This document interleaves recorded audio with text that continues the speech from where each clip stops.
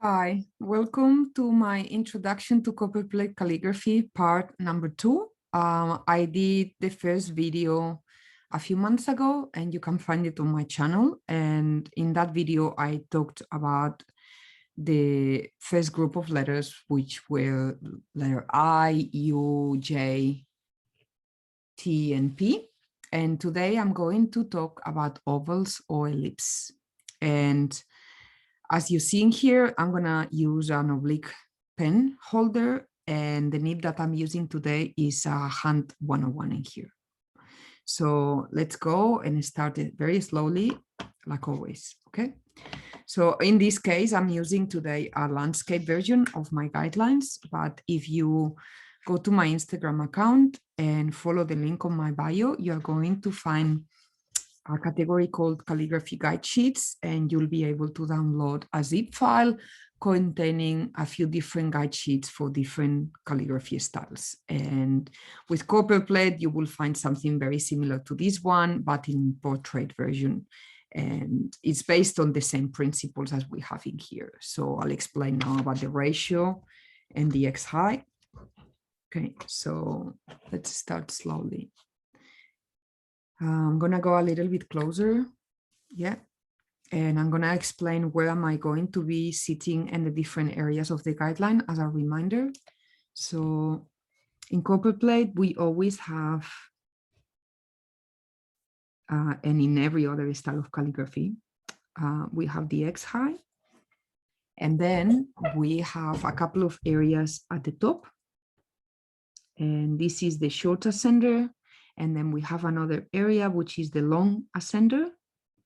And then below the X height, we have the short descender and the long descender. Okay, so for the X height, which is always the area where all the letters are going to be sitting, obviously, we have, for example, the shape of a letter O. And then if we have the shape of a letter J, which we did in the first part of this introduction to Copperplate in the other video, we will have a shape that looks like that. So we have the X height and the descender area. If we had a letter L, now we will use the X height again, and now the space at the top, which is the ascenders. And now we will look at this loop and look at this loop and talked about the differences. We will see the height of the L, which is a long ascender, and the length of the J, which is a long descender. So these are sort of the areas that I'm going to use for Copperplate today. And then today we are going to be focused on the ellipse or the oval shape. So I'm going to use 3 units for the first ellipse, just to start working on this area. So an ellipse or oval shape is going to look more or less like this shape. And on my first video, I mentioned that to have a very good idea of the ratio of this shape, we say that the height equals twice the width. And that means that the width of this ellipse or oval shape is times 2 its height. Okay, so that's a very good ratio for us to study these letter forms and these shapes. Now, this doesn't mean that everyone needs to follow it. On my classes, I always joked about not creating an army of Copperplate calligraphers. And that means that I believe that every person has a very particular style. And if your style looks a little bit more like that, it's totally okay for me. That just means that when we create a letter N, we just need to be mindful of our own natural style. And the letter O is going to relate with letter N in a way that we are building an alphabet design that is consistent. On the other spectrum, on the other side of the spectrum, if our natural style that is coming to us looks like that. Obviously, we need to adjust this, and we are going to create a letter N that it's going to be now related to my letter O in the same amount. So in here, in this one, we are now building the DNA of the alphabet accordingly to the shapes that we are creating. So for me, it's okay, or it's okay as soon as you understand that, yes, if the rule explains that the height is twice the width, but then you decide to go wider or you decide to go narrower, as far as you keep consistency of the DNA in the rest of the alphabet, then it's fine, because you are building the letter forms following your own voice. And I think for all of us, in the end, that's what we want. We want to find our own voice and translate this knowledge into something that feels personal. Now I'm going to write again the oval shape, and I'm going to talk about the oval and in a way that it is very similar to a clock, because that's how I explain normally the oval, and separate the areas. So imagine this is a clock, and now we will have 12 o'clock, 3 o'clock, 6 o'clock, and 9 o'clock in here, okay? Now, depending where you start writing, we are going to have different positions of the thin or thick. So I'm a right-hander, so for me moving in this direction, counterclockwise, it's gonna feel a little bit easier. So if I'm moving in this direction, obviously what's going to happen is that the thicks are going to be on the left-hand side of my oval or ellipse. If you are a left-hander, probably you feel easier going clockwise. What we are going to do at the moment is I'm going to repeat 3 ovals with the same direction, and then I'm going to change the direction, and I will also change the starting point so that we can analyze the shapes and the thick and thins and where, depending on the direction of my oval. I'm going to start writing now with my pointed pen. Okay, so today I'm again using Walnut ink, and I know myself that with ovals, for me at least, are very challenging, especially when they are big. So I'm totally okay knowing that every oval that I'm going to be writing, it's going to look slightly different, because I'm not a machine, I'm not a computer, and I have to enjoy the fact that every oval is going to be slightly different. So as you can see, I'm using 3 units, the X high, the short ascenders, and the long ascenders to create the oval shapes. I'm going to start at 12 o'clock. So I mentioned that I look at this oval and I study the oval as if it was a clock. And I'm going to start from 12 o'clock going counterclockwise. So I'm going to start at 12 o'clock at the very top of the cap high. I'm going to start really thin, and I'm going to apply pressure gradually. So the movement is pretty slow, and I apply pressure and I release, and I touch the base of the X high when it's completely thin, and I have to move up really slow, and I want to close the oval with an invisible joint, which is very hard for me to do this. Okay, so you see, I don't know if you can appreciate this, but there is a tiny dot in here, which was my joint. So I want to make the joint as invisible as possible. Okay, so this is my first oval, which I'm pretty happy with, to be honest. And now I'm going to try to do it again 2 more times. So for me, the goal is self-evaluation. So let's go. Second oval shape. I'm at 12 o'clock, really thin, and slightly applying pressure. And going back to thin on the baseline, and I'm going back up really slow, closing the oval shape.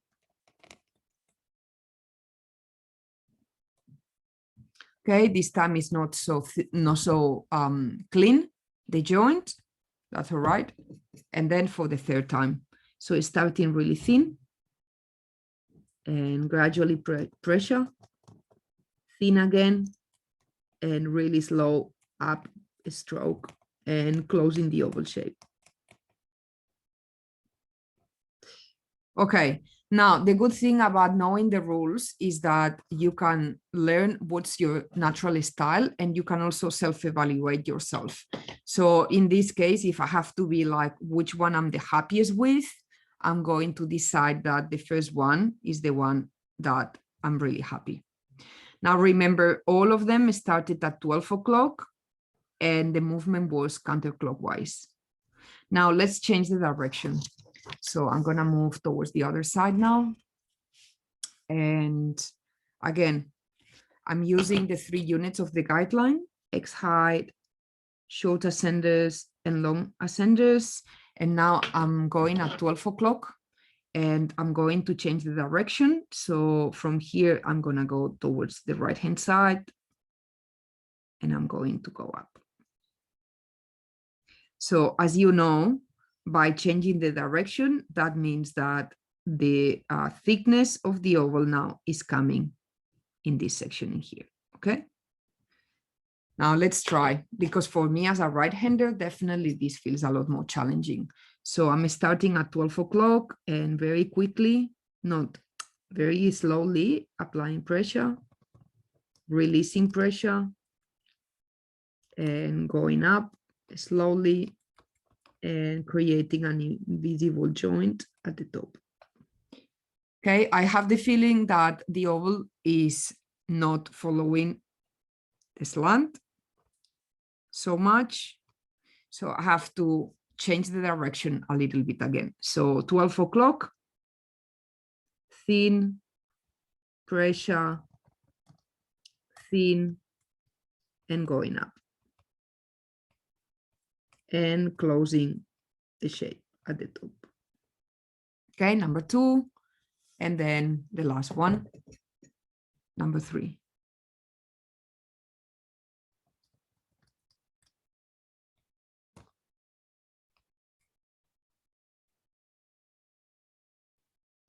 All right. Now, if I have to self-evaluate, I'm going to say maybe the first to the third look a little bit better. So I'm going to go with that and say, okay, out of these 3, I'm going to be happier with this section.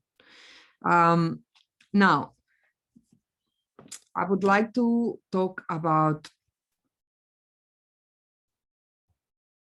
where do I start writing my oval shapes. So when I learned Copperplate, a lot of the movements that I learned were based on cursive. So cursive writing means that every letter is done in one continuous movement. So in this case with the O, I didn't lift the pen from the paper and I created the entire letter form.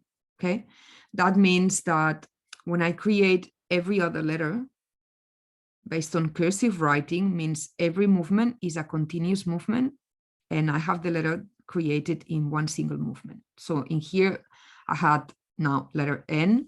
If I create a letter A, again, is one single continuous movement and it's finished. Now, for me, cursive writing equals speed. Because the way how this writing was created, was designed, was to increase the speed in writing. So in this case, every letter was done with one movement. Now, if I want to increase writing even more, what I would do is I will now join every single letter to each other. So they are going to be like holding hands, let's say. So if I create the word donut to increase the speed and to get it done faster, I will create the entire letter form and I will not lift the pen from the paper right until the end, and then I cross the T and that's it. That means for the entire word, I started here and I continuously went up to the end, and there is one single movement for the entire word. So how do we achieve speed is by using a continuous movement for every letter, and then even more speed joining every letter to each other where the pen does not need to lift from the paper. Now, in the case of Copperplate, Copperplate is based on the cursive movements, but not on the speed, because for me, personally, what I feel like copperplate equals fancy and also equals precision.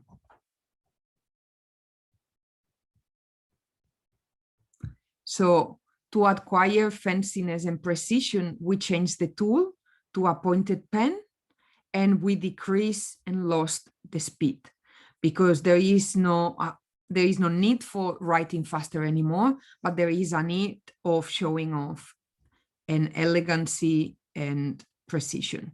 So we are going to build the shapes looking as cursive movements, but we are going to use different techniques because what we want to accomplish, like our goal is a different goal. In here, this is our goal. Now we are in this scenario in here. So this is a little bit of the reason why I do my oval shapes starting in a different place. So I'm going to again write the same oval. And now we are gonna continue with the exercises. Okay, so remember, this is my clock. Now, what I'm going to do is I'm gonna start at 6 o'clock and I'm going to go counterclockwise again. No, clockwise this time. Okay, so in that direction. So I have to obtain a very similar shape to the one that I have above, but this time I'm starting at 6 o'clock. And of course, this time is going to be the opposite, thin and thick, because I'm going up in this section and I'm going down in that section. So let's try again. So at 6 o'clock and really thin all the way up, curvy, apply pressure, release pressure, and close the oval shape. Number one. Again, 6 o'clock, really thin, curvy, apply pressure, release pressure, close. And the third time, 6 o'clock, really thin, around, apply pressure, release pressure, and close the oval. Now, I have to look at this and you see the big differences, eh? In this section, especially the last one, it was really, really narrow in comparison to the ones I have created at the top. So again, right or wrong, well, for me, it's not about that, but it's about understanding where are we, in which scenario, design-wise, we are here or we are here. And then depending where we are, that becomes too narrow or too wide, okay? So if I look at the shapes, I'm pretty happy with the first one, but I need to make sure that when I change directions, the oval is still looking the same. So for me, always what it matters all the time is paying attention to consistency, because with calligraphy, we are designing the entire alphabet A to Z. So we need to make sure that the DNA is the same across every letter, no matter if the movement is, like in this case, going up in that direction or the opposite way. Okay, let's do the last three ovals, which are gonna be at 6 o'clock, but counterclockwise. So I'm gonna move the page again, and I have the ovals at the top to have as a reference. So I'm gonna start at 6 o'clock, and this time I'm going counterclockwise. So very thin and going up slowly, touch the top, gradually applying pressure, releasing pressure, and invisible joint. Number one, again, 6 o'clock, counterclockwise.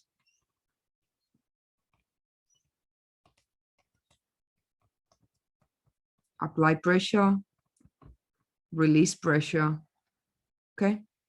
And the third one.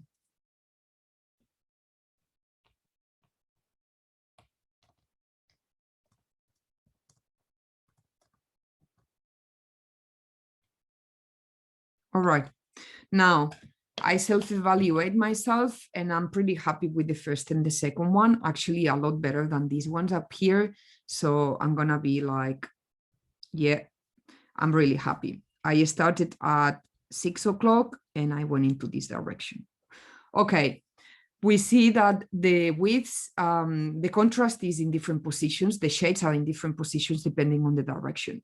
Now, let's talk about the shape of the first letter using these ellipse or oval shapes. I'm gonna go closer, okay? And then I'm going to talk about letter Z to Z. So letter Z to Z follows the shape of this oval shape. And now you start in this position. So at the very bottom of the X high, and you go around following the oval. You go around in this section as well. We are going to have a tiny loop on the waist of the letter form, and then we are going to create the second oval in the center area. Okay, so the letter form basically follows the oval shape, and we have this direction, which is almost like what we did now at 6 o'clock, going up and going down to create the oval shape. Let's do this letter form now.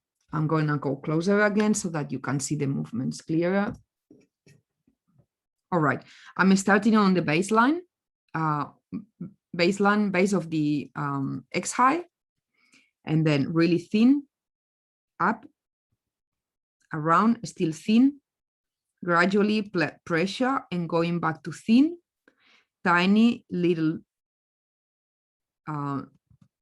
loop, and the second part. Exit. Okay, so the letter form follows the 55 degrees, and I have a tiny, small loop in the middle of the letter form. I'm gonna do it again. So I'm starting really thin on the baseline and going up. Touch the top of the X high, apply pressure, reduce pressure, tiny loop. Again, apply pressure, reduce pressure, descenders, cross, exit.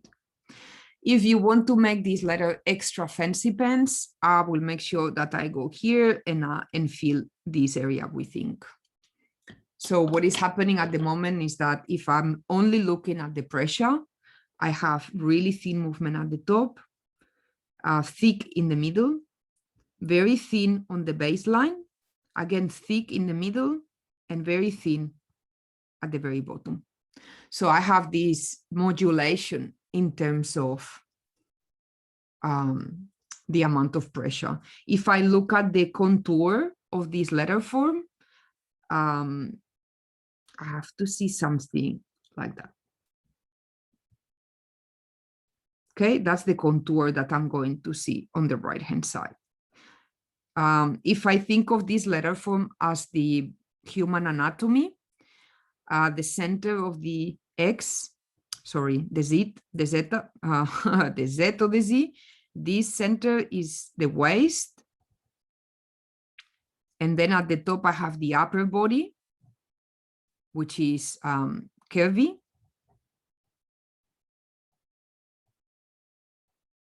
And I have the lower body, again, curvy. Why? Because think about the waist and then the curve and another curve for the hips in here. And the waist in the middle is always narrower. So this is more or less how I look at the letter forms and always think of human anatomy to understand the shapes. So in here, the waist is always going to be thin and small, and then curvy at the top and curvy again. Now, let's look at the shape of a letter O. Very small. So some calligraphers will start the oval shapes at 12 o'clock, like we just did in bigger size. So at 12 o'clock, you'll start the letter form really thin, pressure, release, and going up and closing the oval shape. Now, once you have the shape, now you have to add the loop. And then after the loop, you are going to extend your arm and open the arm to hold hands with the next letter form, because every single letter is holding hands with the next letter. So as details in here, I'm going to say the loop is always sitting inside the oval. I'm going to do the oval now bigger so that you can see the detail a little bit better.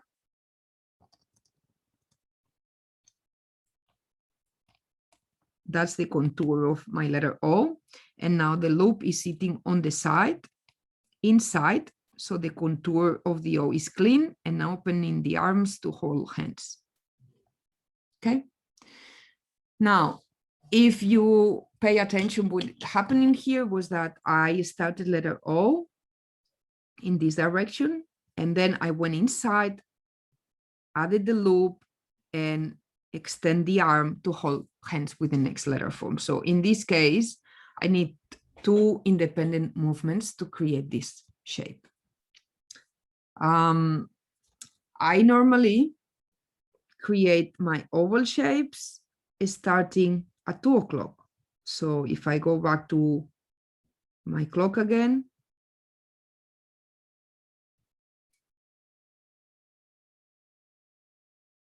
now my initial movement is more or less in this section in here, 2 o'clock. And that means that with one single movement, I'm gonna create letter O, and I don't need to stop.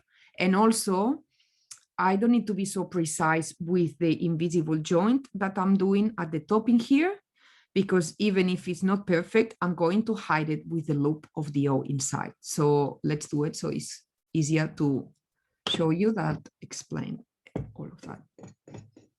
Okay, so at the moment, this time, I'm gonna work bigger.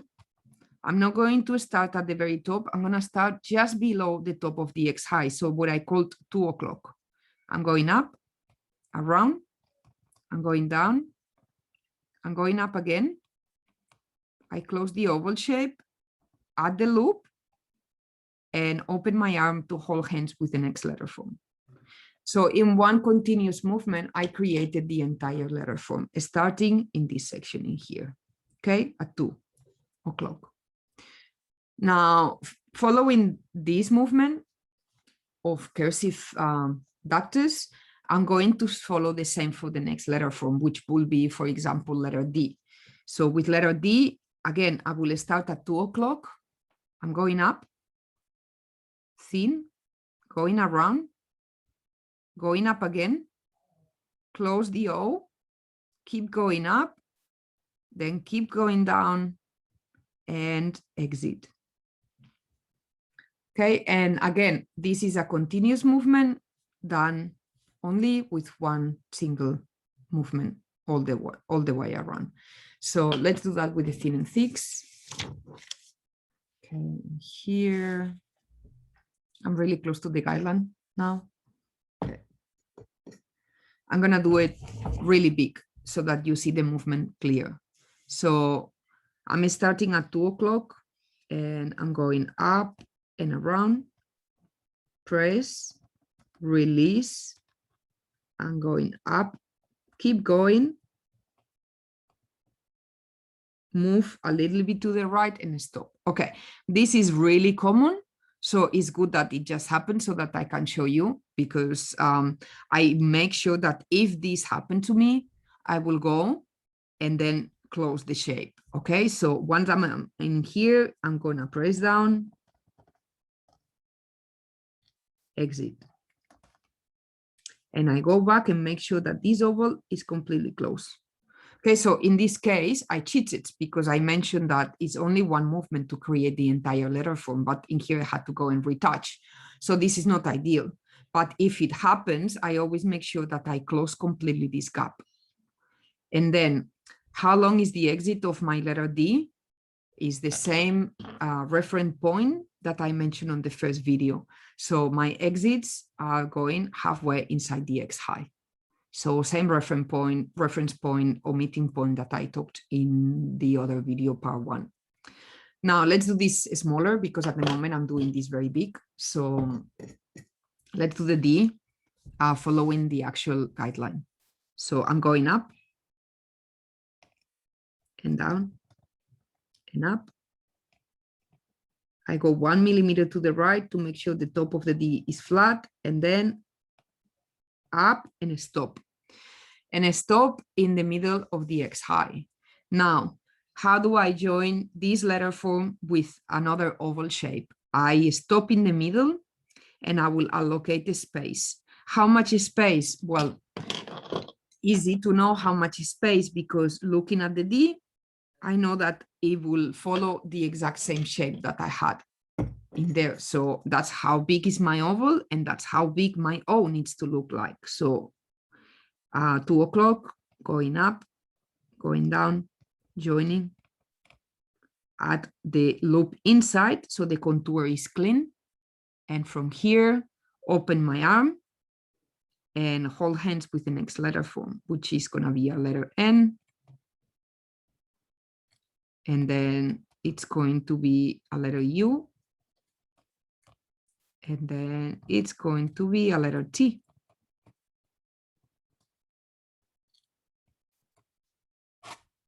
Okay, now things I want to be looking in detail in here is the challenges with oval shapes and straight letters is that it's very easy to obtain something that looks like that. And this is an exaggeration, but it's good that, let's go outside, that you're gonna see this very clear. So when we start doing ovals,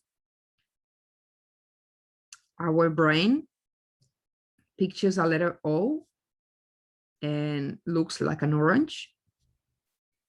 And then our letters that are straight letter forms are really narrow. And then we have a word that looks like that. And that is an exaggeration, but hopefully you could see what I'm talking about in here. Okay, so we have oranges and we have bananas. And that's not what we want, basically. So what we want is to see that in this case, it's like we have one DNA in here and completely separate another DNA. So two families that are not the same. So what we want to have is members of the same family going across the entire alphabet. So we need to decide if that's what we represent our own voice or this is. And if it's this, obviously we need to narrow it down. And if it's the other way around, we need to open up. Now in here, things that I want to fix, because for me about calligraphy and letter forms in general is all about self-evaluation and things that we can make better. So number one, I think this leg of the N is absolutely off slant. So I need to fix that. Other things is that the joint, the thin and thick in here are not meeting halfway inside the X high, are actually a lot bigger. So I want to fix this. I want to fix this. I want to fix this. I need to have the same thickness across all the word. So I need to pay attention to the amount of pressure that I apply on the down strokes. Okay, so let's try again.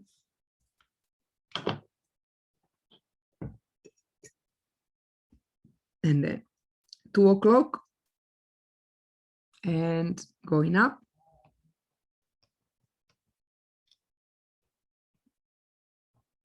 To the right and down. Stop half of the X high, up, down, loop inside the O, opening the arm, N, U,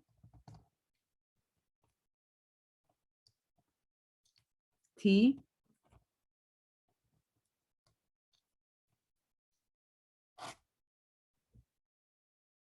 I'm a little bit happier at the moment. The shapes follow the slant. The meeting point is in the center. So what I mean by that is that all these negative spaces are the same everywhere. and that creates rhythm in the writing. And the pressure is very similar. And I need to look and see if the space inside corresponds to the space in between, because I'm creating a pattern with the writing. So I'm gonna say yes. And you have to enjoy the process, because everything that you do that you want to acquire a master level or an excellence, it's going to take years of practice, and you have to enjoy the process. So the process is part of the learning curve. And if you don't enjoy the process, it's going to be really difficult, because the process is years and it's passion. So this is how slowly we become better and better, and don't be hard on ourselves, but just realize how much we are improving as we go. So I hope this was helpful. Thank you for your attention. Thank you very much for watching my first video. I was not expecting so many people to find the videos, but I'm really happy with that. And if you want to learn more, I started doing online classes due to COVID. So I will put the address on the comments on this video, and you can find me there if you want to learn more. Thank you so much.